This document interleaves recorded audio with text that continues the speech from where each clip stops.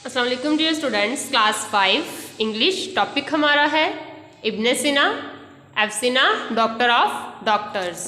Previous lecture में हम इसकी कॉम्प्रिहेंशन कर रहे थे, जिसमें हमने 2 क्वेश्चन किए थे और आज क्वेश्चन नंबर 3 करेंगे, जो कि arrange important events of Ibn Sina's life in order, कि इब्न सीना की ज़िंदगी के जो इम्पोर्टेंट इवेंट्स थे उनको ऑर्डर में यानी कि तरतीब से लिखें। तो सामने बोर्ड पे आपको लिखे हुए नज़र आ रहे हैं। क्वेश्चन थोड़ा सा लेंथी था, इसलिए आज हम सिर्फ क्वेश्चन नंबर 3 करेंगे और आपने इसको अपने रजिस्टर पे नोट करके इसको कोशिश करनी है कि हाफ करके याद करें। तो सबसे पहले है question number 3, arrange important events of Ibn Sina's life in order. Answer है इब्न सीना was born in 370 AH in Afshana, Bukhara.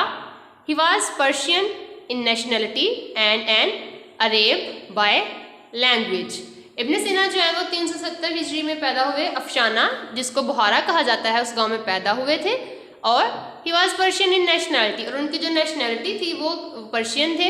And an Arab by language, और उनकी जो ज़ुबान थी वो अरबी थी। नंबर 2 पे ही memorised the Quran by age of 10, उन्होंने 10 साल की उम्र में कुरान पाक जो है उसको याद कर लिया था। Number 3, he was introduced to various religious, philosophical and scientific teachings at a very early age. तो हमने ये भी पढ़ा था कि उनके हमने खुद भी लाइफ में जो उनके इवेंट्स होते रहे हैं ऑर्डर में, वो हमने पढ़े हुए रीडिंग में, ठीक है। उनको हमने इन शॉर्ट डिस्क्राइब किया है ताकि आप इस क्वेश्चन को कंप्लीट कर सकें। तो उन्होंने वेरियस जो पार्ट्स ऑफ लाइफ थे उनमें जैसे हमारा मजहब आ जाता है, फिलॉसफी आ जाती है, साइंटिफिक टीचिंग्स आ जाती हैं, और ये उन्होंने बहुत कम उम्र में इंट्रोड्यूस करवा दिया था।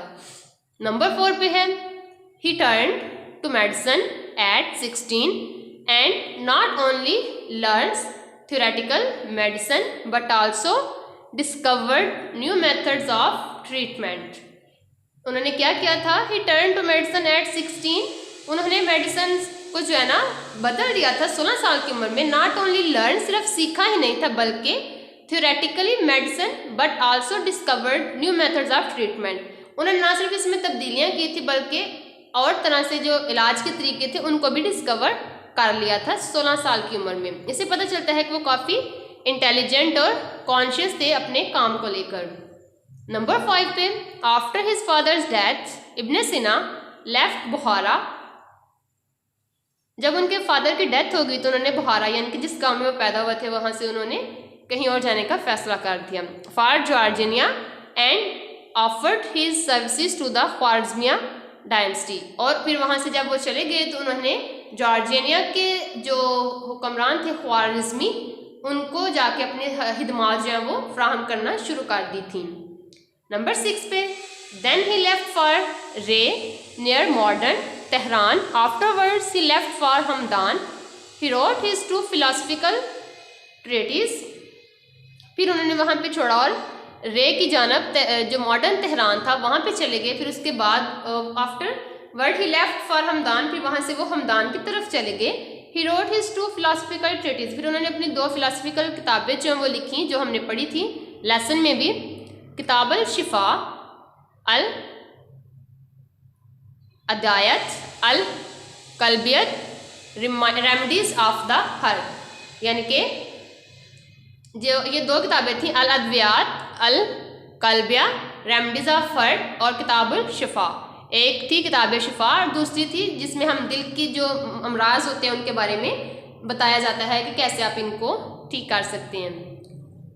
नंबर 7 पे है he died in June 420 age in Hamadan, Persia, at the age of 58 and was buried at same place. 428 ईस्वी में उनकी डेथ हुई थी हमदान में, और 58 यानी कि 58 साल की उम्र में, और फिर उनको वहीं पे दफना दिया गया था। ठीक है, ये 7 पॉइंट है जो हमने सीक्वेंस में लिखे हैं, important events of Ibn Sina's life. तो ये क्वेश्चन नंबर 3 आपने इसको अपने रजिस्टर पे नोट करना है और साथ में इसको लर्न करना है। ठीक है, ये आज का आपका होमवर्क है। अल्लाह हाफिज़।